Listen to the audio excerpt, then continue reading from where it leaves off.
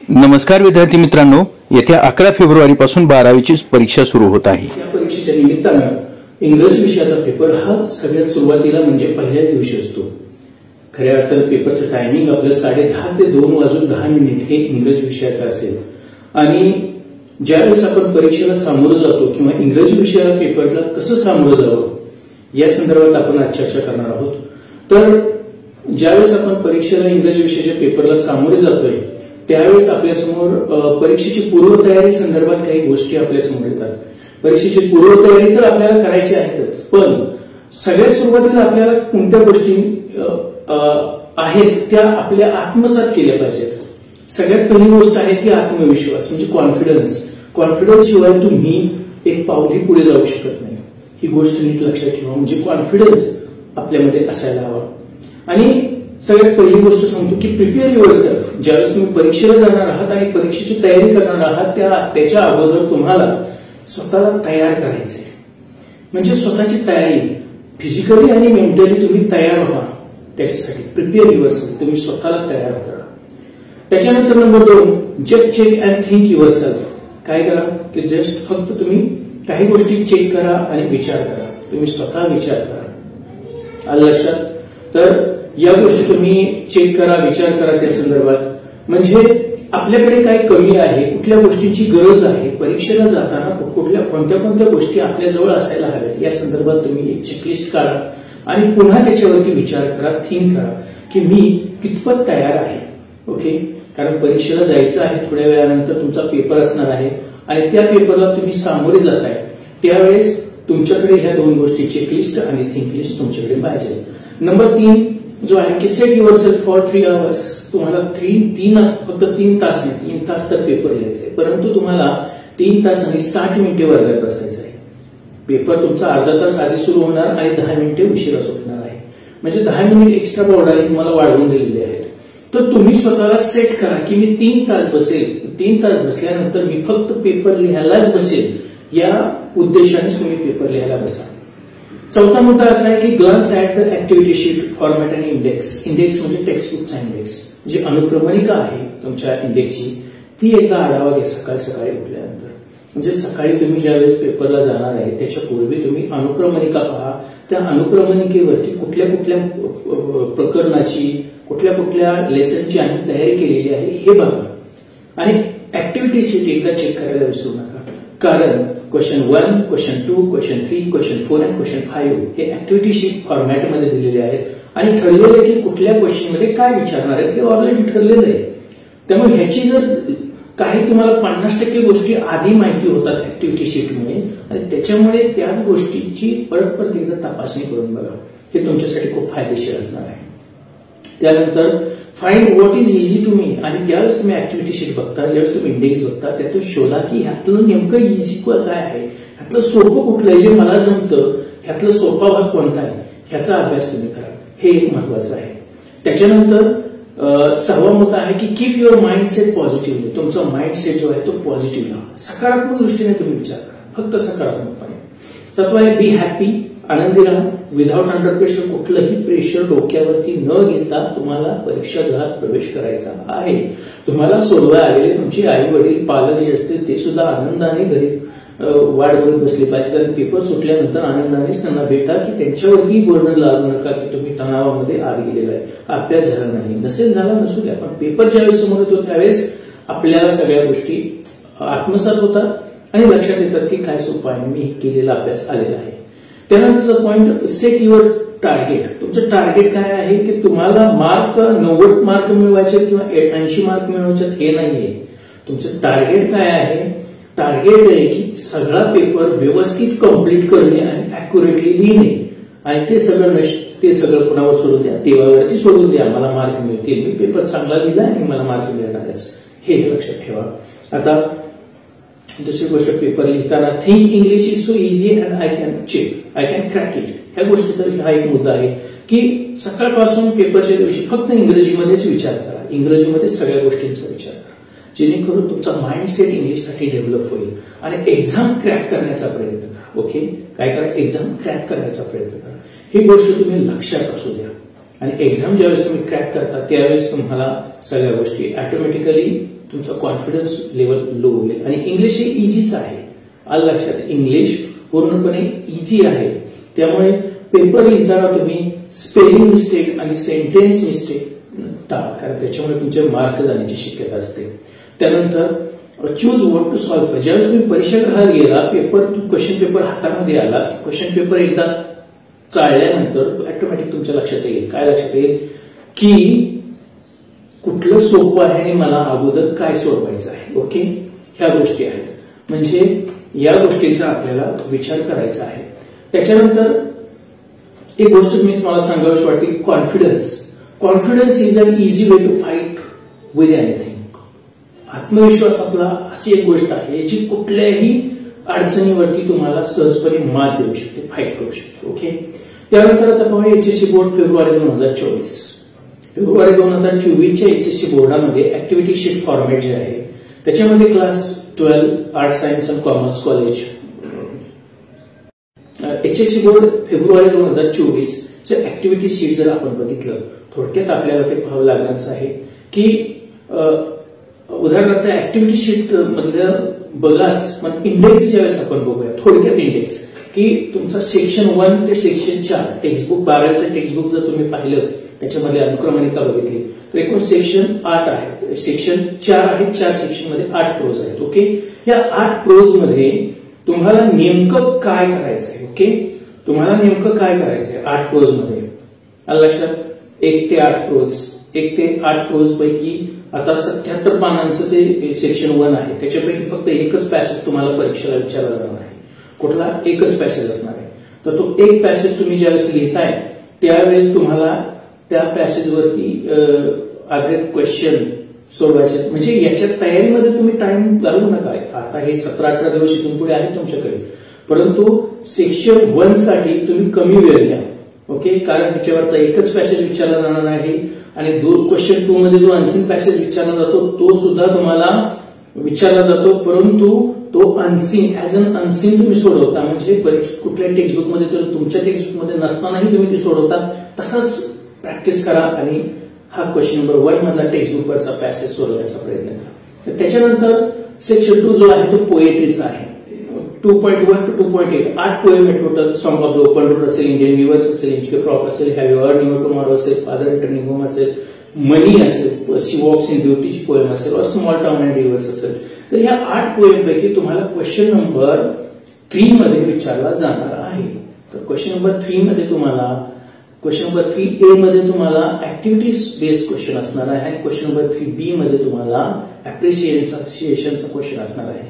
अप्रिसिएशनचा प्रश्न जर घेतला लक्षात तुम्ही, काय अप्रिसिएशनचा प्रश्न जर तुम्ही लक्षात घेतला तर त्याच्यामध्ये फिगर ऑफ स्पीच म्हणजे पोएटिक डिव्हायसेस हा एक महत्वाचा आहे जो क्वेश्चन नंबर 3A मध्ये पण विचारला जातो. तर त्यातले एक लक्षात घ्यायचं 2.1 to 2.8 टोटल 8 पोएम आहेत. 8 पोएम मधल्या 8 पोएम मध्ये फिगर ऑफ स्पीच कुठले आलेले, रायमिंग वर्ड्स कुठले, राईम स्कीम कोणती, हे आधी तुम्ही लिस्ट काढा वहीमध्ये. तुमच्याकडे नोट्स काढा, त्याच्या सेपरेट करा त्याचं. आणि अप्रिसिएशनचा 8 पोएमचा तयारी परफेक्ट करा.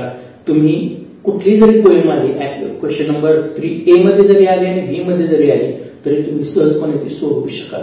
ओके, त्यानंतर जो सेक्शन 3 जो आहे तो रायटिंग स्किल्स आहे. आता इथे मात्र रायटिंग स्किल जे आहे ते तुम्हाला 11वीच्या टेक्स्टबुक मधलं आणि 12वीच्या टेक्स्टबुक मधलं पण विचारलं जातं.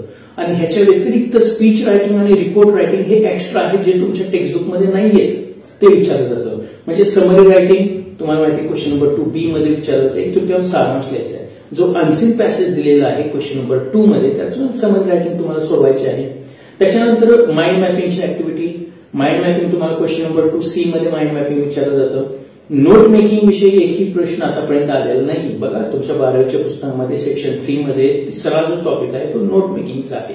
तर नोट मेकिंग वरती प्रश्न विचारला त्यामुळे त्याच्याकडे दुर्लक्ष करा.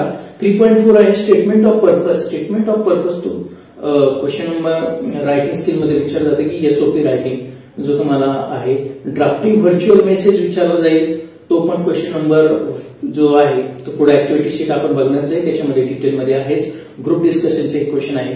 तर पहिल्यांदा विचार करा, सेक्शन 3 12वीच्या पुस्तकातील सेक्शन 3 मधले जे 6 रायटिंग स्किल आहेत ह्यातले सोपे कुठले आहेत आणि मी ते परफेक्टली लिहू शकतो ते करा.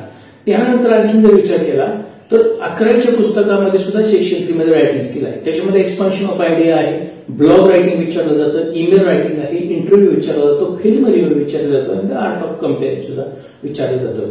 त्यानंतर सेक्शन 4 जर बघितला टेक्स्टबुक मधला तर सेक्शन 4 मध्ये तुम्हाला 4.1 जो आहे तो हिस्ट्री ऑफ नॉवेल आहे, जो क्वेश्चन पेपर मध्ये 5.1 मध्ये तो प्रश्न असतो.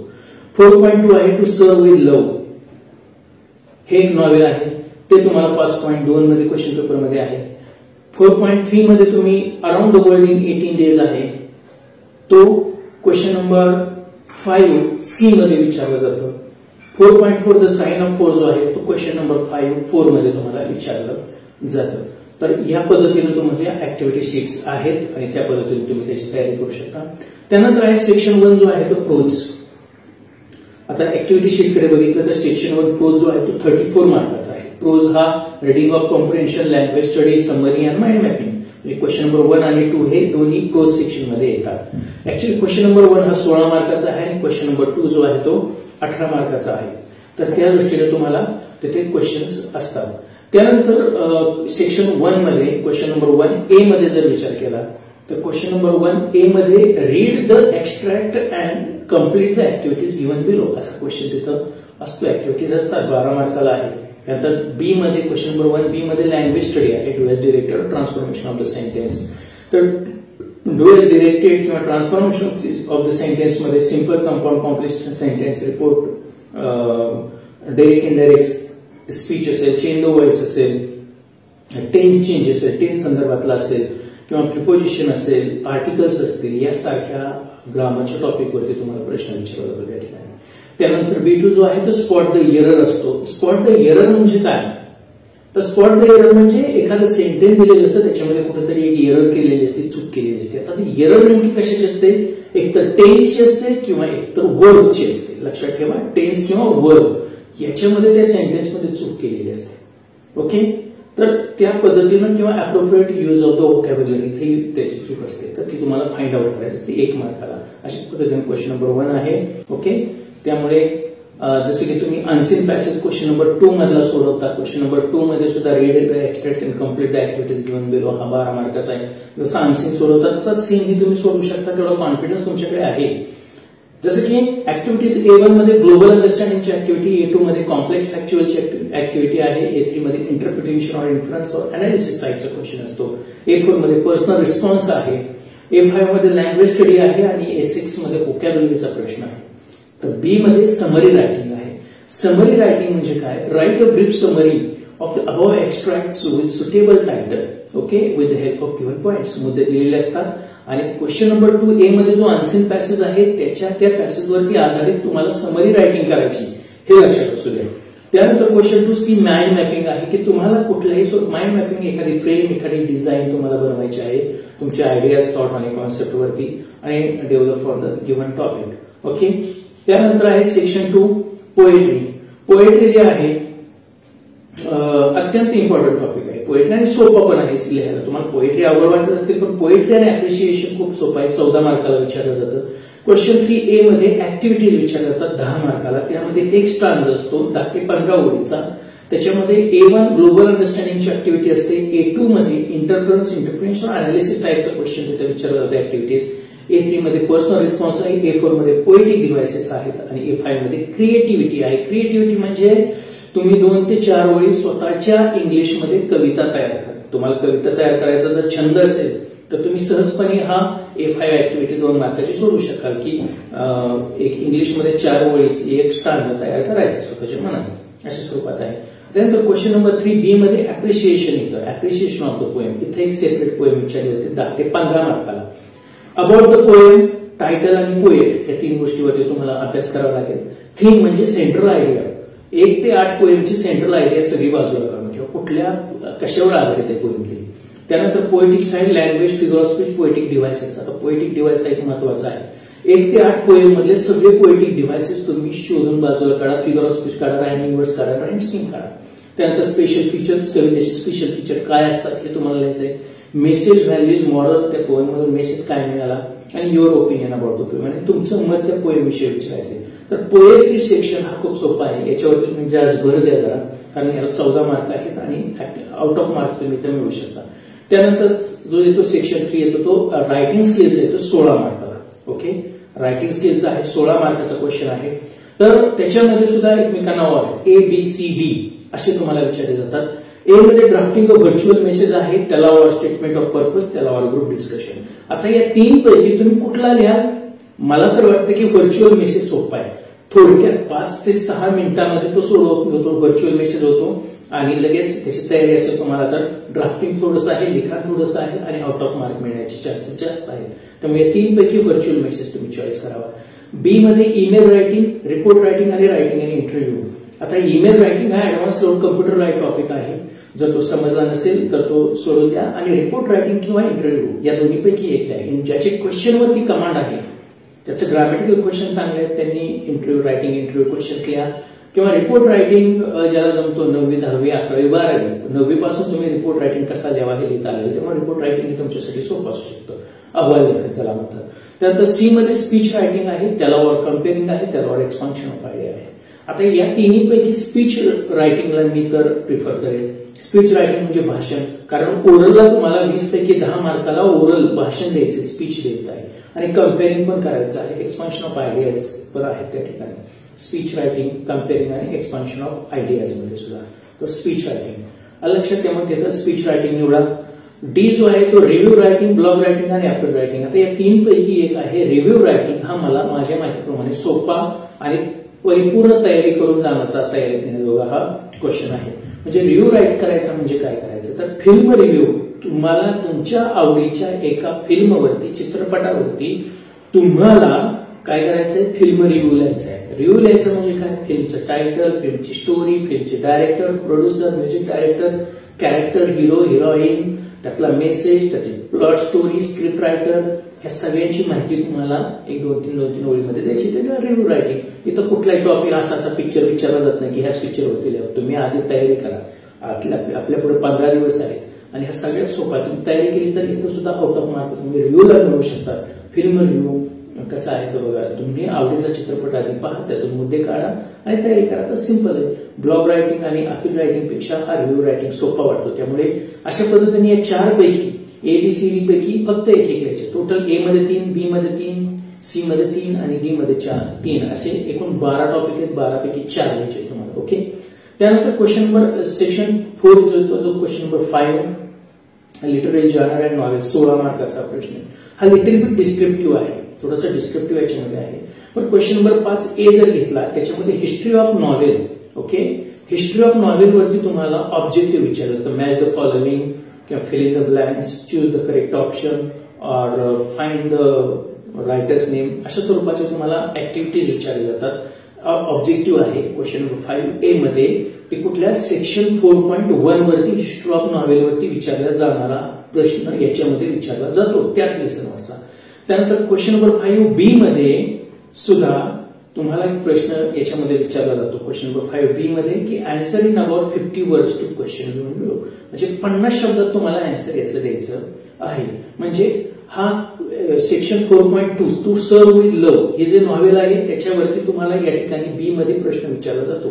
याच्यामध्ये plot, structure, theme, setting, language आणि कॅरेक्टर विषयी तुम्हाला प्रश्न इथं विचारले जातात. एवढ्याची तयारी मी सांगितली. त्या टॉपिकची तयारी त्या टू सर्व विथ लव्ह या नॉव्हेल विषयी करायची. त्यानंतर क्वेश्चन नंबर 5 सी मध्ये अराउंड द वर्ल्ड 18 डेज तो तुमचं 4.3चं नॉव्हेल आहे. त्या नॉव्हेलवरती तुम्हाला इथे 50 शब्दामध्ये आन्सर लिहायला विचारले जातात. काय काय विचारलं तर सुद्धा plot, structure, theme, setting, language, character आणि इव्हेंट्स या स्वरूपातले तुम्हाला प्रश्न विचारले जातात. म्हणजेच हे आहे. आणि ऍक्टिव्हिटी नंबर क्वेश्चन 5 डी जो आहे त्याच्यामध्ये सुद्धा plot, structure, theme, setting, language, character इथं विचारलं जातं. ते साइन ऑफ 4 या नॉव्हेलवरती तुम्हाला क्वेश्चन 5D मध्ये क्वेश्चन विचारला जातो, हे लक्षात असू द्या. म्हणजे घाबरण्यासारखं कुठलंही कारण नाहीये, सोपं आहे. तुम्हाला क्वेश्चन नंबर 1 मधला पॅसेजची तयारी, फक्त त्या पॅसेजचीच तयारी तुम्ही जर युनिट सेक्शन 1 मधल्या 8 लेसनची तयारी करत बसला तर तुम्हाला वेळ पुरणार नाही. त्यामुळे सगळ्यात जास्त टेक्स्टबुक इंडेक्स कडे ध्यान द्या. क्वेश्चन सेक्शन 2, सेक्शन 3 आणि सेक्शन 4 वर जास्त लक्ष द्या, हे तुम्हाला मार्क मिळवून देणारे आहेत.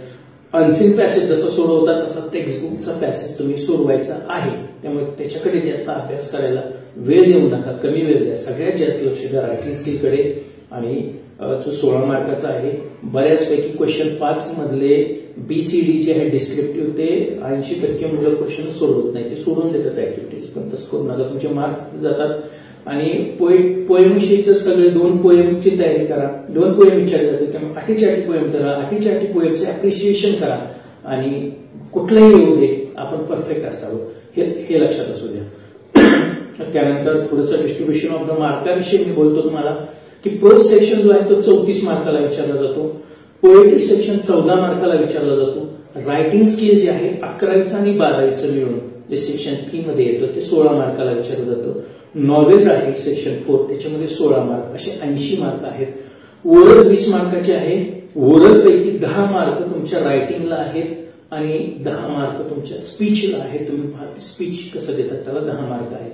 म्हणजे स्पीचचा जर विचार केला तर क्वेश्चन पेपर म्हणजे तुमच्या बोर्डाच्या ऍक्टिव्हिटी सीटमध्ये 4 मार्काला आणि ओरलला 10 मार्काला स्पीच विचारलं जातं. म्हणजे 14 मार्क त्या स्पीचला आहेत 100 पैकी, हे लक्षात असू द्या. काही इम्पॉर्टंट गोष्टी महत्वाच्या मी सांगतो जाता जाता, की क्वेश्चन नंबर 1 to 4 जे आहे ते प्युअरली ऍक्टिव्हिटी बेस आहेत. क्वेश्चन नंबर 1 ते 4 पर्यंत ऍक्टिव्हिटी बेस आहेत.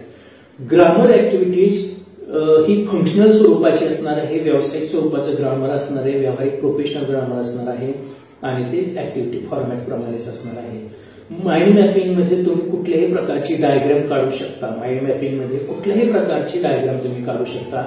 त्यानंतर ऍक्टिव्हिटीज ह्या रिपीट झाल्या नाहीत, होणार नाहीयेत याची काही, म्हणजे true or false question number 1 मध्ये विचारलं, दुसऱ्यात पण तेच विचारायचं, तसं नसणार आहे, व्हेरिएशन असणार आहे. त्यानंतर नॉवेलचा जो क्वेश्चन आहे क्वेश्चन नंबर 5, त्याच्यामध्ये व्हरायटीज ऑफ ऍक्टिव्हिटीज विचारल्या जातात. वेगवेगळ्या ऍक्टिव्हिटीज त्या नॉवेल विषयीचे प्रश्न विचारले जातील. त्यानंतर क्वेश्चन नंबर 5 BCD जो आहे तो प्युअरली मेमरी बेस आहे. म्हणजे तुम्हाला अभ्यास करून आठवून तो द्यायचा त्याचा आन्सर, म्हणजे त्याची तयारी कशी करावी लागेल बघा. आणि कुठलाही पॅसेज एक्स्ट्रा तिथं विचारला जाणार नाही नॉवेलवरती. ओके, तर हे आतापर्यंत मी सांगितलं. पण एवढा सगळा question number 1, question number 2, question number 3, question number 4 आणि क्वेश्चन नंबर 5 सोडवण्यासाठी तुमच्याकडे 3 तास आणि 10 मिनिटे आहेत. याच्यामध्ये तुम्ही तयारी ठेवायची, कॉन्फिडन्स ठेवायचा, आपला कॉन्फिडन्स लेवल एकदम हाय ठेवायचा, की मी हे सोडवणारच, सगळेच्या सगळे प्रश्न सोडवणार, स्पेलिंग मिस्टेक मी होऊन देणार नाही, सेंटेन्स मिस्टेक मी होऊन देणार नाही. जर तुमचं सेंटेन्स चुकलं किंवा स्पेलिंग चुकलं तर तुमचे मार्क जाणार आहेत. त्यामुळे एक लक्षात ठेवायचं, be confident, be positive and be achievable. Okay, म्हणजे कॉन्फिडन्स, आत्मविश्वास पाहिजे, पॉझिटिव्ह राहायचे, सगळ्या गोष्टी तुम्ही करून बघा आणि सगळ्या गोष्टींमध्ये तुम्हाला यश मिळणारच आहे. Okay, thank you very much. आता आपण इथं थांबूया. नक्कीच मी दिलेला मंत्र तुमच्या उपयोगी येणार आहे आणि तुम्ही खूप छान पद्धतीनं तुम्ही पेपर द्या ही अपेक्षा म्हणतो आणि रजा घेतो. धन्यवाद.